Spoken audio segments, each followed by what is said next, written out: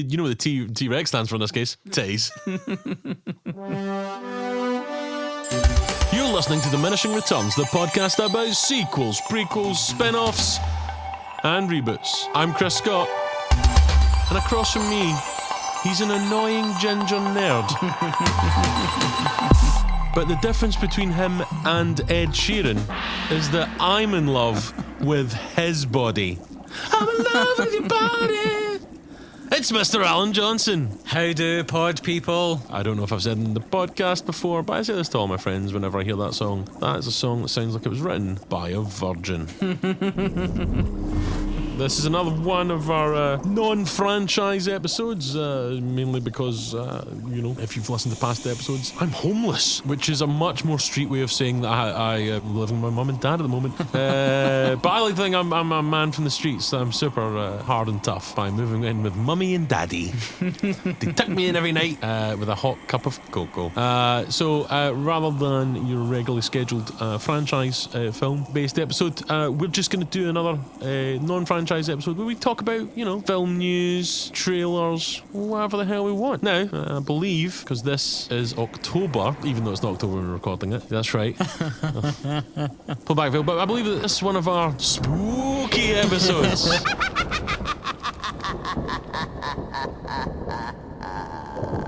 Yeah, this is the ramp up to Halloween, Chris. Oh, I literally can't wait.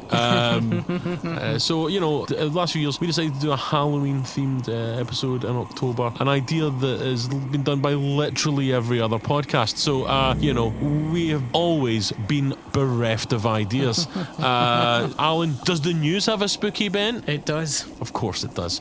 So, you're going to tell me the news that you found about sequels and shit, and I will give you my unvarnished reaction. So, I don't imagine you have any love for this franchise, but Wrong Turn has 6 installments of backwoods horror and... I was thinking of U-Turn. I like that film. The Oliver Stone. Sean Penn, Jennifer Lopez, yep. Nick Nolte. I remember enjoying that film and I was surprised there was another 5 installments. Now I realise it's not that film.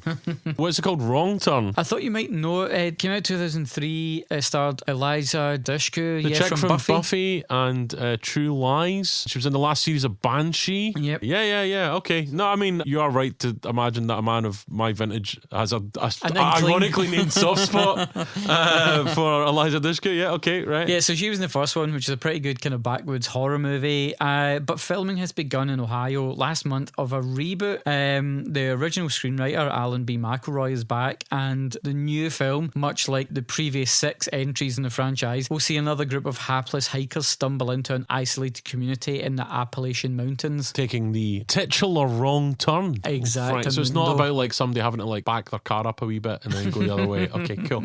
I don't think I'd ever even heard of it until now. I mean, Henry Rollins is in part 2. He's not even my favourite singer of Black Flag. Frankly, I mean that's the God's honest truth. But I quite like Henry Rollins. Okay, but he wasn't even the best singer in Black. The guy that's in Off, guy that does Nervous Breakdown. I'm about to have a nervous breakdown. My head really hurts. Keith Morris is my favourite singer of Black Flag. So Henry Rollins, yeah. I mean, he's not going to open a film from me. Do you know what I mean? Put it this way, I didn't see the one that had Eliza Dushku or whatever the fuck her name is, and I like her. If she sang in Black Flag, she'd be my favourite singer of Black Flag. No, I don't care. Connecting up to some news from last bonus episode, Kevin Smith, to celebrate 5 years of Tusk, has just released a 90-minute behind-the-scenes documentary on YouTube, completely free. Bum, bum, bum, bum. Bum ba bum bum bum bum bum ba bum bum bum bum bum bum bum bum bum bum Tusk. There you go, a little bit of the Mac for you guys. The Mac is back. I haven't seen that film. It's odd. No. Okay. I mean, it's definitely worth a watch. Okay. It is weird. There's bits that are great and there's bits that are shit. Yeah. Life. Yeah. And that also in Life we're all turning into walruses? Is that the plot of this? Or are we all turning into Fleetwood Mac? So obviously the movie's based on a hoax Gumtree post in the UK about somebody looking for a roommate. He would give this person free room on board, but they had to like appease his walrus fetish. Oh right, is that? I didn't realise that's where it started from. Okay. Kevin Smith and body horror doesn't seem like an easy match, but I wonder, would this film have been better if they took Justin Long and grafted bits onto him to make him an Mick Fleetwood? Yeah. Or Stevie Nicks? I mean, yes, because I would have watched that film. Mick Fleetwood, of course, that would be his second big role in films after being in The Running Man. Yes, of course. Which was Leader of the Resistance. Yeah, I mean, because that's what happened in the 80s, kids. Like, you were watching like a cool, violent sci-fi film, and my mum would walk in and be like, is that Mick Fleetwood? And I'd be like, I don't know who that is. I'm 8, shut up. And that's what happens when you get older. You realise that Mick Fleetwood is a fucking goddamn legend. I mean, I think the important thing is that we can use this our platform to ask Fleetwood Mac to actually get back together properly with all your members, because I've only really gotten to Fleetwood Mac in the last sort of 7 years, which at no point have all the members been together in the UK. I don't mean like Peter Green, no, obviously. So you're post like Pious Bird of Good Omen and my mum and dad are of the generation where they refer to the Stevie Nicks era of Fleetwood Mac as New Fleetwood Mac. And that band has been going in that incarnation for like 1974. Like, they're older than your old son, and they're like, "What you mean? You like new Fleetwood Mac?" They're brilliant. Like Fleetwood Mac, you're not getting to see Peter Green Fleetwood Mac, right? No But you can still see classic California era Fleetwood Mac. They're all alive, and they're all not mental drug addicts. I think Peter Green's still alive, but he's a loon ball. And then the other boy that was a guitar player, I think he's dead. But the classic era, you can't see them currently because they've not all got together. But you could conceivably, they're all still alive. Lindsay Buckingham, Stevie Nicks. But when they were together a few years ago on the tour, they didn't have Christine McVie, right? She wasn't in the band. Yeah. She then joins them for like 2 weeks in America or something, by which point fucking Stevie Nicks is like, get fucking Lindsay Buckingham out of the band. And then he fucking leaves. So it's like, I want them all. I want to have Christine McVie. I want to have Stevie Nicks. I want to have Lindsay Buckingham. And I want to have Fleetwood and Mac. I want the full boona, right? So listen, that was our side podcast, chatting Mac. Macking about Fleetwood. Sounds like, macking on someone. That's a 90s R&B slang, isn't it? So anyway, I really like Fleetwood Mac. I have not seen Tusk. Okay, I would maybe recommend watching Tusk before you see the behind the scenes documentary. It's of course based on the main man from the EU, Donald Tusk. Negotiations going well. We don't know how they're going, but I assume if this is coming out around the 7th of October, we've already sorted out Brexit. It'll be fine. We've already sorted out, everyone's happy. Irish backstop, schmack stop. We fixed it. It was staring them right in the face the whole time. Such an elegant solution. Good on them. You know what? I think we can all just agree. Well done, Boris Johnson. I think that's our message, that I can only assume a man of his intellectual prowess and frankly great record in office has smashed it. So well done, Bojo. Well done indeed. But obviously that's something that's gone well. We're doing a spooky horror themed episode here. What's your extra news? So slightly horror adjacent, there was a surprise short film released on YouTube. Colin Trevorrow released a sequel to Jurassic World Fallen Kingdom in Jurassic World Battle at Big Rock. Have you seen this? No, and I also have not seen that last Jurassic Park film. Okay. Have you seen that Jurassic Park film? I have. I've heard it's shit. It is pretty bad. How's the little short film? It is pretty good because it finally gets to an idea that we have been waiting for since the original Jurassic Park trilogy. Sexy dinosaurs. Exactly. Big titted dinosaurs. You know what the T-Rex stands for in this case? Titties. Just soaping them up. They're tiny little T-Rex hands. So the wee short film's good. Do you need to have seen the Jurassic Park 4-2? A roundabout way to say Fallen Kingdom, but no, you don't need to have seen Jurassic Park 4-2. Okay, cool. And is this on YouTube and shit or whatever? It is on YouTube, yeah. It certainly seems to be the setup for Jurassic World 3, which is due in June 2021. It's a neat little 8-minute short film, and it's pretty scary. Yeah. High intensity. Right, it's pretty good. Much like my lovemaking, high intensity and lasts for 8 minutes. Okay, cool. I'll probably check it out then. I've got about 9 minutes spare this week, so that fits in perfectly, if anything.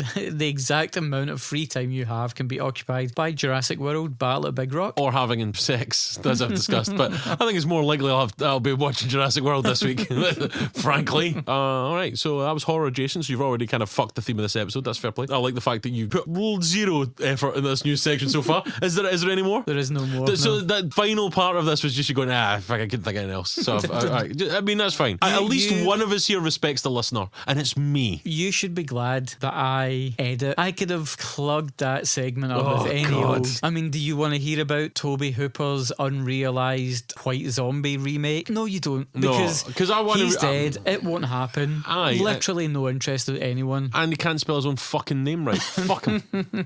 He should have realised how to spell Tobe. Tobe. What? You fucking hayseed? I always assumed it was Tobe Hooper because that's not how you say Tobe. Tobe. Fuck up. Rest in peace, Toby. No, don't rest in peace. Anyway, you should be glad I edit what we talk about here. Oh, fucking. I mean, not enough. All right, cool. So that was the news. That was frankly half baked. What are we going to do next? Our favourite section. We're going to talk trailers. We're talking trailers. It's trailer talk. Bum bum bum. It's spooky time in Cinema Town. Yeah. Oh, Jesus Christ! The leaves are on the turn. The fucking my stomach's in the turn with that. It's the real horror is your links. I'm not gonna lie. Do you want me to show you how to do a fucking proper link? Yes, please. Because if you don't, no one will. Okay, speaking of that poorly spelled first named prick's version of White Zombie. See? Watch and learn, Pally. There was a terrible band called White Zombie. And the guy from that has made some films, of which I've seen one of. And he's made a sequel to that, and that film was a sequel to another film, but I'd not seen the first film. Three from Hell. It's called Three from Hell.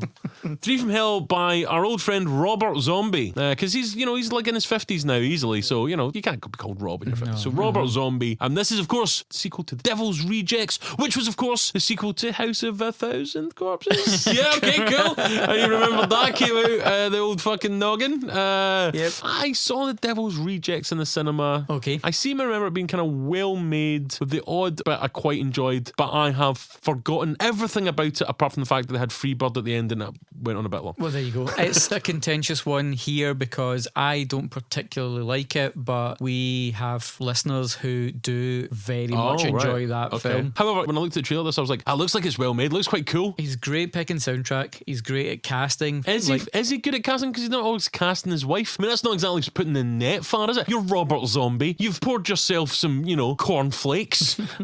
You've poured the soy milk on there because he's getting older. He can't really handle real dairy anymore. And he's like, who shall I cast as the female lead in this film? And he looks up and there's his wife. How's about that? I don't know if that's great casting, right?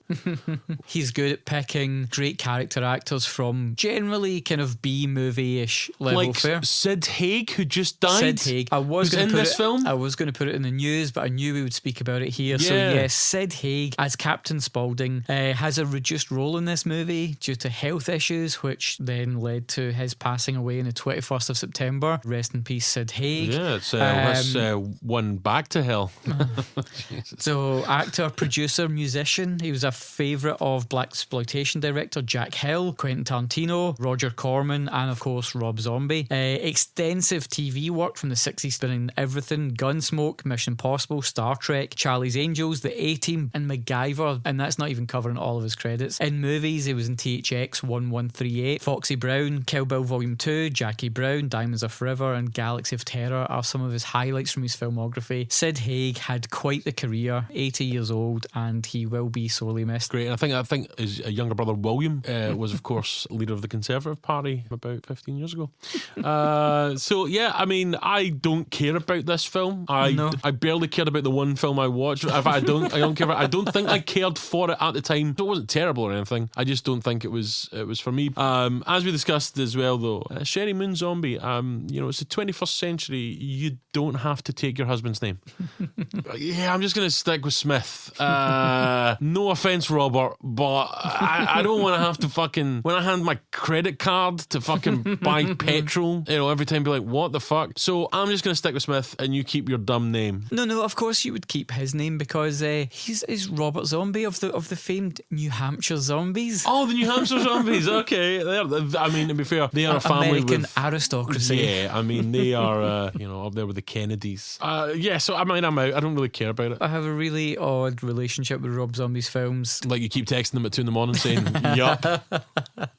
I will always watch something he makes. I just keep hoping that one time he makes a great movie, because I really dig that grindhouse aesthetic. I don't like in this the sort of, there seems to be hints of the kind of Manson family style. I thought it looked cult very worship. Manson-y, yeah. And I just get there's a lot of that in the ether at the moment, but I actually thought think Attack of the Grey Lantern was a terrible album. What's that I hear in the wind? Another niche reference. If you're a fan of middling bands from the 90s, I'm going to give you another links tutorial here, right? What, can I have a go? Oh, right, okay. From the dysfunctional Firefly family, let's move to another weirdly horrific family. That's not bad. Like I was going for the family angle. Well Okay, done. I was good. going to say from the Manson family that we were talking about there. You did well. I'm proud of you. Yeah. Thank you. Daddy's proud. I know you probably never heard that as a kid. I think we've had a real breakthrough moment here, guys. I'm glad you were here to listen to it. So, of course, you're referring to the Addams Family. Yes, back on the big screen now in computer animated form. Here's the thing. See, when that came up, right? I was like, it's an Addams Family. Oh, it's animated. I went, why is it taking this long for there to be an animated? I mean, obviously it started as a kind of newspaper comic strip. They're already caricatures. Why is it taking us till now to have a big screen animated Addams Family? Yeah. Initially in 2010, Tim Burton was going to make a stop motion. Of course he was. Everything I could have told you. Tim Burton was gonna make a stop motion with Helena Bonham Carter do the fuck up, man. But now we have this, and like you've pointed out, the characters are like incredibly close to the newspaper strip. So it's got that going for it. A pretty amazing voice cast. Oh, who have we got in the voice cast? Charlize Theron, Oscar Isaac, Chloe Grace Moretz, Finn Wolfhard, and Alison Janney, to name but a few. Even Bette Midler might be there. Wow. She's been going for so long, by now she should be Bette Headliner. So bad. But I'm so happy with it. But I wondered, it's obviously not a thing that I guess people would know now, like kids would know. Like, are those films family favourites still? Probably not. I don't think they're popular with kids, but because of their weird like aesthetic, they still hold up. Yeah. I am not interested. It's a kids film. If you're going to make a movie like that, I want to see a couple of jokes that are going to grab make me, you go, and there just was nothing there. But what has pleased me is that this film has something that films don't often have these days. They have a tie-in song. Christina Aguilera is releasing Haunted Heart. Wow. Off the back of the Addams Family film. How low is her career going? Remember she was all like, oh, I'm dirty. And now she's doing fucking Addams Family cartoons. Brilliant. Well, if you remember Addams Family Values, it was MC Hammer that did the musical tie-in there. Again, showing you how well his career was going at that point. Yeah. And just bear those musical tie-ins in mind, because that's going to come up later tonight. All right, okay, cool. So listen, we've got one more film to talk about. This is Zombieland 2, or as it's known, Zombieland : Double Tap. Yes, indeed. I've never seen Zombieland. I've heard it's very good. It is great. A lot of people are looking forward to the sequel. Are you one of these people? I am, yeah. I mean, the cast, before the first film was even on general release, the cast were trying to get a second film greenlit. So that makes it sound like everyone had a ball. That's fun, you like that. Well, also, the fact that cast has all reunited. Yeah. And they're all pretty big names, I would say. Woody Harrelson was established,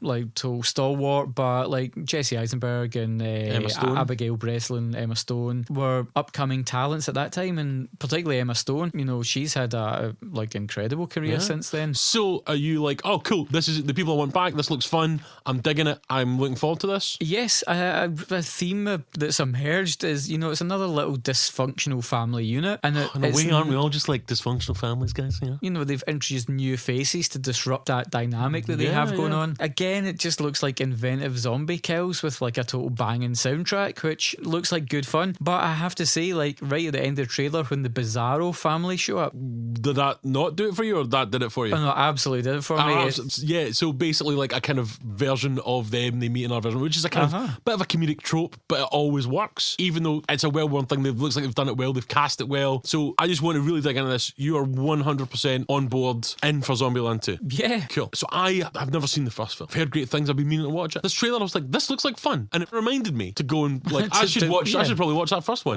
Because this looks like fun. And when they did that bit at the end, where they meet versions of themselves, which is a trope, but I also always enjoy it. And I was like, holy shit. And they've got Luke Wilson, right? The Woody Harrelson substitute, who's great, was in Enlightened, great in Enlightened, a really good actor. That's a great choice. And then for Jesse Eisenberg, they've got Thomas Middleditch, right? I have nothing to say about this film. I could give a fuck about Zombieland Zombieland 2, but I really want to talk about Thomas Middleditch. Keep it spooky. Yeah, fucking right he is. So you may know Thomas Middleditch is the star of Silicon Valley, one of my favourite shows. Hilarious, love that show. He's on Comedy Bang Bang. Yep. You've seen him pop up in a bunch of different things. Yep, he was in a great horror comedy, Final Girls, which is great. Yeah. Oh, he's always this like awkward, shambling nerd guy. Imagine Jesse Eisenberg. Yeah, that's why he's the kind of bizarro, like the analogue to Jesse Eisenberg in that little fun comedic scene. Now, he did an interview with Playboy of all things, where he talked about how he pressures his wife into having threesomes with fans. Yeah! Oh wait, hold on. That sounds a bit off. What a fucking amazing lack of self-awareness this interview is. He credits swinging with saving his marriage. Oh, I believe he says we don't use the phrase swinging. We say in the lifestyle. Yeah, I think if I remember correctly, I think he corrects the guy. Oh, I'm sorry. Or you're out ploughing some fucking dumb teenager while your wife cries in the corner. I'm sorry that we used the wrong word, right? Now, here's the thing. It's all consensual. And I'm not here to judge, and they're adults. But the way he describes it is like the way I would describe if you were like, what did you do at the weekend, Chris? Oh man, you know how I really like watching Celtic play? I finally persuaded my girlfriend to come see Celtic play, and at first she was not into it. But see the end when I said, was that okay? She was like, yeah, okay, sure. And I'm like, it's great. So now going to see Celtic has saved my marriage. Like, no it hasn't.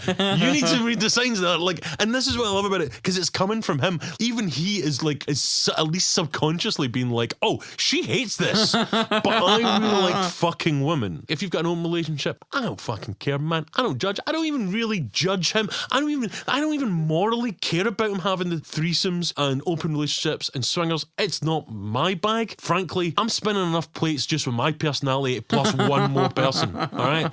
I don't fucking need to I need a third eye to keep an eye on what the fuck's going on there. What I do think about it is that it's fucking hilarious. It's hilarious how little self-awareness this guy has, and he's literally just like, oh, my wife is miserable and I really want to have sex with other women. And he's done it in a Playboy interview, which is like form and content meeting beautifully. Like if he did that for I don't know, Auto Trader magazine, that would be weird. Okay. But he's talking to Playboy and he's kind of like trying to act like, yeah, I don't play all these nerds on TV, but I'm like crushing the puss. These aren't direct quotes. And he's like, yeah, look at me, I'm just like shagging around. And my wife wasn't into it first, but now afterwards, she says that she's okay with it. What? Mate, read the fucking signs, read the room, and by the room I mean the world that's had to read that and throw up a little bit in their mouths. He's a fine comic actor, he's hilarious, but fuck me, that's the funniest thing he's ever done. I laughed so hard reading the excerpts from that. But I'm in for Zombieland 2. So, that was our three trailers. We had Three from Hell. We're both out. Yep. Addams Family. We're both out. Yep. Zombieland 2. You're in? Yep. I'm in for Zombieland 2, but I'm out for threesomes. That was trailer talk. Bam, bam, bam. That was also threesome talk. Blah, blah, blah. I am no relationship expert. I, single man, does a podcast, which, I know you're thinking that sounds like a real panty wetter. But, I'm going to suggest pressuring your girlfriend to have threesomes, probably not the basis of a long-term stable relationship. But hey, what do I know, guys? The whole world doesn't move to the beat of just one drum. What might be right for you may not be right for some. It takes different strokes. And other woman stroking Thomas Middleditch's penis in front of his wife, who's almost certainly dying a little inside. Hi, it's me, Chris. I'm here with another quick advert. As you may know, I run a bunch of comedy nights in Glasgow. Let me just tell you about them quickly. If you're in or around Glasgow, on the first Sunday of every month, there's Hard Lotion stand-up comedy night. That's at the Amsterdam Bar in the Merchant City. For only £3, you'll get to see a great circuit headliner. If you're listening to this at the time of release, first Sunday in November, we have Susie McCabe, who's won so many awards, had a great Fringe run, headliner and best show in the Scottish Comedy Awards multiple times. So for only £3, you can get to see a great great comedian, first Sunday of every month at the Amsterdam. I also run the second Sunday of every month, if you're on the south side of Glasgow, the Old Toll Bar, we run stand-up nights there as well. And the second Monday of every month, if you want to see some improvised, unscripted comedy, come see Improv Killed My Monday, also at the Amsterdam Bar. So, first Sunday of the month at the Amsterdam, Hard Lotion stand-up comedy night. Second Monday of the month, Improv Killed My Monday. And if you're on the south side of Glasgow, come to Old Toll Bar the second Sunday of every month. All of these shows are only £3 and you're going to see some great artists. And by great artists, I mean me. The only thing that gives my life hope, my life meaning, is when every year we do like a dumb quiz at some point, usually around this time. Alan, I say in the full knowledge that I know you have done a Daft Wee quiz this year. Do we have a Daft Wee quiz this year? We have a Daft Wee quiz. Yeah! I fucking love quizzes. And caveat, I put this together this afternoon. Cool. So, is it about Thomas Middleditch's threesomes? I wish I could have configured that into some kind of Devil's Triangle style game. The real horror. Okay, cool. Tell me the vibe. Let's get into it. Well, round one this evening is called... Hey! Oh, sorry. I thought you were calling me round one. Jesus, Al. Come on, man. You know, body positive. Opening salvo this evening is called Messages from the Other Side. Ooh. As you may know, movies released internationally, titles don't always translate well to the domestic markets. So in those different territories, they've had to translate the names, sometimes leading to hilarious results. So I have a collection here of either horror movies that have had translated titles or the occasional movie that has had its title translated and made it sound like a horror movie. Okay, cool. So I'm going to give you the foreign title, the year of release, and you're going to try and tell me. Right, but they're not all horror films. No. Okay, go for it. Let's start off with a reasonably easy one. From 1975, Teeth from the Sea. Jaws. Yes. From 1999, He's a Ghost. It can't be The Sixth Sense. Is it The Sixth Sense? That's a Chinese title for The Sixth Sense. Jesus Christ. Lads, you fucked it. You had one job. Okay, fuck me. Okay.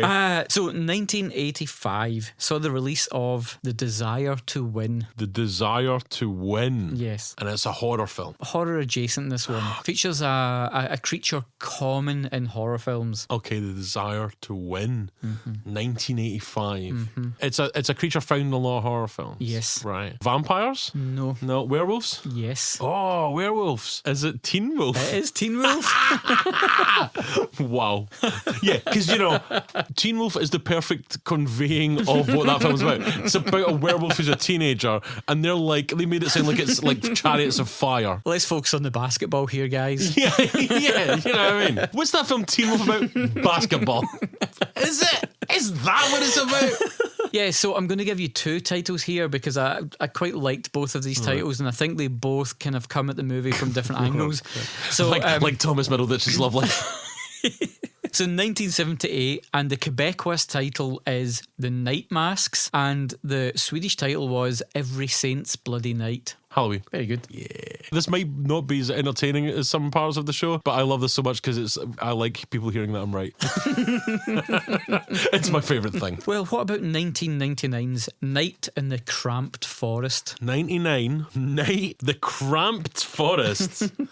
Definitely sounds like a euphemism for vagina. It's the Blair Witch Project. It's the Blair Witch Project. 1992 saw the release of Captain Supermarket, which was the third installment of our trilogy. 92. Yes. Captain Supermarket. Yes. Evil Dead 3, Medieval Dead. Unbelievable.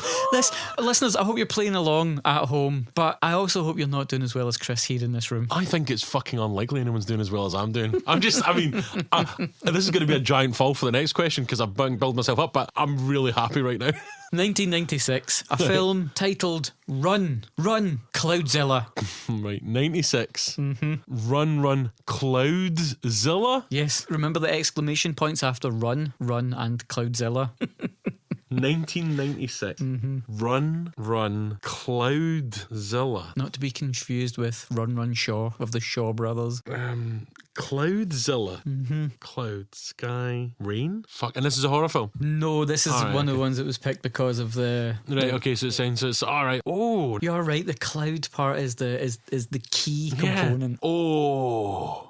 Twister? Correct. Is it Twister? Fucking yes! Honestly, I freely admit, I would be terrible at this if I was sitting where you are, and it's one of the things I admire about you is your ability to decode this kind of bullshit that I make up just to trip you up. Listen, man, you know, This is frankly a horrifying glimpse into the first 30 years of my life where I just watch films. You're not quizzing me on great life experiences. Cool. For this one, I will just accept the franchise, but it'd be great if you could get the full title. Right. So, 1989, Okay. The Child of the Nightmare. Child of the Nightmare, so it's a horror film. Yes. I mean, Nightmare makes me think Freddy. Mm-hmm. So Nightmare on Elm Street. Oh, right. Which one would that be? Is that too late for Dream Warriors? Yes. Isn't it? Shit. So what's the one after that? I can't remember the name of it. It's Nightmare on Elm Street 5, The Dream Child. The Dream Child, right? Okay. I don't remember that film, to be honest. That's all right. Give it a half point there. It's the first point I've dropped. How about The Eighth Passenger 3 Ah! from 1992? The Eighth Passenger 3. That's like worse than my fucking Jurassic Park photo. Right, so the eighth Passenger 3. So this is the third film. Horror. Yes. Oh, I mean, the heart okay. falls. Depends how people see it, but it commonly comes up as horror. Okay, so there's 3 of them. Is it one of my favourite franchises of all time? Aye. Eighth Passenger. Let me just count who's on the Stromo. Alien 3? Alien 3. Wow, that's a really fucking dumb name for a franchise, but it's a great name for Alien. Yeah. Like, so The Eighth totally. Passenger. Yeah. But funny now that it got to Alien 3 and they're like, it's still The Eighth Passenger. Yeah. So, how about 1997's Satan Female Soldier? I'm not gonna lie, that sounds amazing. Right, 87? 97. Oh, 97. Satan Female Soldier. Oh, Jesus. Okay, so first of all, horror. No. It's not. No. But what a name for a horror movie. So it's got nothing to do with actual Satan. Nope. But it's got female soldiers. That bit's the part. So I can only... is that too late? Maybe not. Right, I'll make a cunt of myself here. But I think instead of just having G.I. Joes, we should have G.I. Janes. Chinese title for G.I. Jane. Okay, Doesn't that that's weird. sound amazing? Satan Female Soldier. As soon as the female soldier 97, I was like, right, I think it was 96 or 97. Then I got a wee bit in my head, thought it might be 95. G.I. Jane, yeah, Demi Moore. Okay, so how about 1984's Relentless Exterminator? It was also released in Hungary as The Dealer of Death. I mean, sounds like a Terminator. It's the Terminator. Released in Poland as Electronic Murder. I would go see a band called that at Tech Noir. And here we are, the last one in this round. It's called Super Speeding Evil Accounts. Super Speeding Evil Accounts, And it which came out is like 2011. it's like hell's accountancy firm. Of course, You have no idea how you've just like stumbled into part of the premise of this film. right. Okay, so what was it called? Super Speeding Evil Accounts from 2011. And I've kind of stumbled onto something like Hell. Right, I think I've got it down to 2 films. But is it 4 wheels or 2? And I'm also not sure if this is the right name of the film I'm thinking of, right? Is it Nicolas Cage film? Yes. Where, is it called Drive Angry? It is that what it's indeed. called? That I've is never seen it, but it sounds amazing because it's like, he's basically like a hell driver. He escapes from hell Yeah. in the opening moments of that movie Yeah, with which sounds Satan's great. handgun. Which sounds great, yeah. But I've never actually seen that film. Oh, well, what an need to. incredible round, Chris. I like these arbitrary numbers. So out of 12, that was 11.5 out of 12. I'm not going to lie. Weirdly, because I only got half point wrong, that's going to kill me. I'll not sleep tonight. But you got the franchise on that one. I mean, I was like, New Nightmare. I was going to name every other one apart from that. Oh, I'm really worried that first round was so good and so entertaining that the second round... Jesus Christ, there's a second round! Fuck me. Right, let's bar through this. Jesus Christ. This final round isn't so much that you need to know the correct answer. This is a higher or lower game. This is like play your cards right. Oh, love it. So I am going to give you the name of a song from a horror franchise, a horror movie tie-in song. Okay. And all you need to do is then tell me whether the next song does have a higher or lower franchise number than the previous one. So, for example, like if the first one was from something 2, and then the next song was from something 3, I would go it was higher. And they're from different franchises? Yes, all different franchises, all different horror movies. Let's fucking... Yeah. You know what, man? I didn't choose the Quiz Life. Quiz Life chose me. Quiz Life, Quiz Life, Quiz Life. So I'd really like to see you run the board here, and I'm pretty sure you can. So we're starting off with Child's Play, the original Child's Play, and the theme tie-in from that was called The Chucky Song by Simon Stokes. And if you watch that on YouTube, it's hilarious because he recounts the plot of Child's Play, but to like a joke jovial pop song. As we've discussed, I love it when films have theme songs that literally just talk about the plot. That's great. Okay, so Child's Play is the baseline. Yep, the original Child's Play, that's the baseline. So the next one, Maniac Cop Rap. I'm going to say it's higher. Of course it's higher because we started with one. So yeah. that's fine. Maniac Cop Rap, another great one to have a listen to. It showed up Maniac Cop 2. It is terrible. Right. Out of all the great MCs, I've never heard of Maniac Cop. There's no Chuck D. Then we move on to Iggy Pop singing Why Was I Born? Does that come higher or lower in its respective franchise? Fuck. Okay, I'm going to say higher again. Yes, part 6, Freddy's Dead, The Final Nightmare, featured Iggy Pop singing Why Was I Born? I was thinking basically that Iggy Pop really wasn't getting soundtrack gigs until later in his career. Okay. Oh, so which then gave you more chance of being a higher sequel. Okay, yeah, good. Then we have a song called Just What I've Been Looking For, Angela's Theme by Frank Vinci. Okay. Is that higher or lower in its franchise? And the last one was Iggy Pop, which was number 6. Number 6. I mean, you're playing the odds I'm playing the odds. I'm going to have to say lower. Of course it was lower. It was the original theme to Sleepaway Camp. Right, okay. A film that I obviously know about. Now, I can't wait to tell you the name of the artist here because I think you're really going to like that. Okay. So the song is called Have You Seen It? And it's performed by Reggie Bannister and the Jizz Whaling Ya Doggies. Did you say Jizz Whaling? Yes. Oh. You know, my great-great-grandfather was a Jizz Whaler.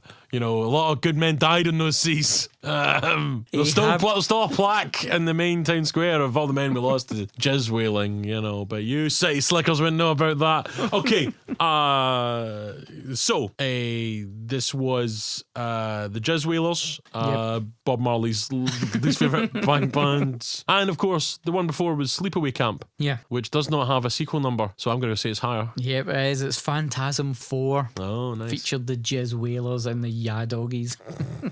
So then we come to The Dream Warriors by Talkin. Right, okay, so Rockin' Like. Aye, so the one before was Phantasm 4. Yes. I obviously have got this wrong because I thought that was Freddy 4, but that would make it equal. But it can't have been. It must have been 3 then because I'm going lower. Very good. Yes, it's lower. This is getting exciting. We're getting up there, Chris. Now, we've covered this song on the podcast before. Right. It's called He's Back, The Man Behind the Mask by Alice Cooper. The Man Behind the Mask. Yes. I'm assuming that's therefore a Jason film. Yes. God, yeah, we did talk about this. Fuck. Right, so that was 3. There's no way they had Alice Cooper on the soundtrack to 2. I'm going higher. Higher it is. From Friday the 13th Part 6, Jason Lives. Yeah. Because Jason came back. So he was back behind the mask. Are you ready for Freddy? We're back on Elm Street. Okay. Are you ready for Freddy by the Fat Boys? Okay, right, alright, let's fucking work this one out. So, that was 6, right? That was the last one, Alice Cooper. And Dream Warriors is 3, right? And 5 is Dream Child, which is 89. The Fat Boys would have been about 90, I would have thought. Were they before that? Should we make it 5? Hold on. But would this have been later in the Fat Boys' career? The new Fat Boys. Like when it was more focused on the songwriting more than just their gregarious personalities. And corpulent bodies. Okay. So that's higher or lower than 6? Oh, fuck, the pressure's on. If it's 4 or 5, then it's lower than 6. Because that's how numbers work. And Dream Warriors, I seem to remember being about 87. So I'm thinking that's a best 5, Freddy 5, which is 1 less than 6. I'm going to go lower. Very good. It's Freddy 4, Nightmare on Elm Street 4, The Dream Master. But yes, you're correct, it was lower than 6. So let's go out on a high here. let's just nail this whole board. All right. For maximum bonus points, Chthonic and the song Satan's Horns. Okay, so the last one was 4, Freddy 4. The band's called Chthonic. Yes. The song's called Satan's Horns. Yes. So the film's got a hell Satan-y theme? No. Fuck. Okay, well that's fucked my entire line of thinking. If it helps you, this song is only from the Taiwanese video release of this movie. Go fuck yourself. Performed by a Taiwanese black metal band whose drummer was called AJ. Oh, look, that's your initials. He's probably a prick as well. Alright, so, okay, it's a black metal band. A Taiwanese black metal band. So that's fucking 90s onwards. So that increases your likelihood of it being like a relatively high numbered sequel. But do we play the odds of 4? Because most films don't get to 4. However, if we're looking at 90s and above and your black metal onwards, and by the time a black metal band would do a soundtrack for at least a Taiwanese release, that's me saying 90s, maybe even noughties. Gonna go bold, and I'm gonna say higher. You are correct. Fucking yes! Fuck you! Fuck the Taiwanese black metal band! Fuck AJ! Fuck Alan Johnson, my co-host! Fuck you, the listener that 100% did not believe in me and my journey. Alright? I am the king of this quiz and this podcast. Where's my fucking threesome, Middleditch? I deserve the threesomes. It was from Freddy versus Jason, which is at once the 8th and the 11th of those respective franchises. Oh, done. Ran the board there. Full run there, and then an 11.5 out of 12. Come of the king, you better not miss. You have no idea how happy I am about that.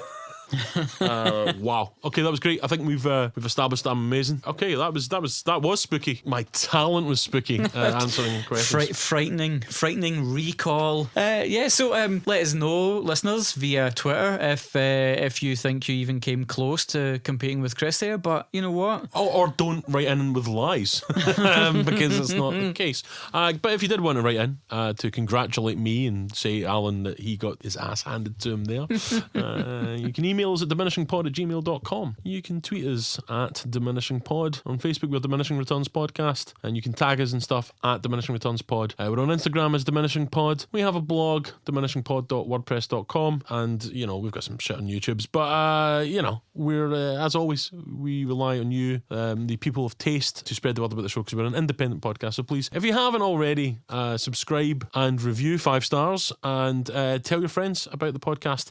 They can listen to us. We're in any podcatcher, and also you can stream us on Spotify. Please help us grow the show until we all become as sort of dead and inured to love and pleasure as Thomas Middleditch and make embarrassing arses of ourselves. Alan, we've been talking a lot about Thomas Middleditch, right? Mm-hmm. You know that Gerard Butler is going to play Thomas Middleditch. Oh, amazing. In a new biopic. And we can play a short clip where he's standing outside the UCB theatre with his wife watching his woman come in. Let's play it. I think they're getting better. I love this one especially. You could just feel the desire in his voice there. Oh my God. I mean, Gerard Butler's really nailed it there. I guess we're going for recommendations. Yes, Alan, do you want to give us a recommendation which allows me to stall for time and think of something? I sure do, Chris. Cool. Thank Christ. Yeah, so it's 10 years since Jennifer's Body's been released. I quite enjoyed that. Yeah, exactly. It is a great horror film, brilliant, smart, and bags of fun. But because of the 10-year anniversary, Entertainment Tonight have got Diablo Cody and Megan Fox together to reminisce about the making of that film and the sort of fallout from it. It's a really fascinating chat. Again, it's on YouTube. It's about 30 minutes long, very insightful. But they talk about its commercial failure, how the marketing campaign for that would give them notes like Megan Fox hot. That was how they wanted to market the film. Right. Well, and also, if you've seen the film, the whole vibe of the film, and it's all actually flips that on its head, when you think it's going to be a pure, lad, salacious fucking film. It's super smart. And yeah, 10 years after, anyone that maybe let it skip past in 2009, now's the time to catch up with it. It's a perfect little pre-Halloween horror film to watch. Okay, I guess if we're going for Halloweeny kind of horror-y stuff, me and my friend were talking about David Cronenberg the other day. Oh, yes. Yeah.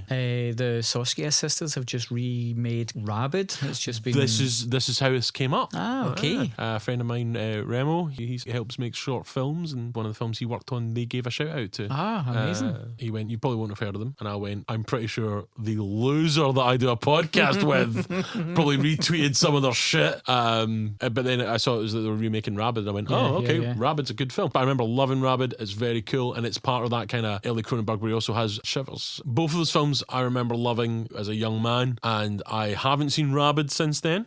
But I hope that because of this remake, or reimagining, people will go back and watch the original. And Shivers, the one about the people on this sort of futuristic block of flats, is all kinds of fucked up as well. And I watched that recently, and that still holds up. So, guys, I'm actually into kind of more intellectual horror, like David Cronenberg. I'm more into the kind of Cronenbergian kind of stuff than the kind of slice and dice things that Alan are into. Because he's not as smart as I am. But yeah, because I quite like a lot of people are like, oh, Cronenberg is so cool and intellectual and blah blah blah. And it's like, that's just a big creepy mad old pervert that likes weird shit. And that's why I like to see in films. I'm glad he's that guy. So yeah, Rabid and Shivers. Great. Also, the Milwaukee power pop band The Shivers with 2 V's. Heartily recommend. Please stand by for love. Speaking of power pop though, can you believe we lost Rick Ocasek? We lost Rick Ocasek. We've been mentioned a few things. We mentioned the Cars 2.0 way more than any other podcast I imagine in the world. We will, in his honour, continue to make frankly niche references to Cars 2.0, a version of the band that most Cars fans probably don't know happened. Never mind listeners to a podcast that has nothing to do with the Cars. But if you've stuck with us throughout all these episodes, you know that I will beat a niche reference to death. So Rick Ocasek, he's jamming with Hendrix now.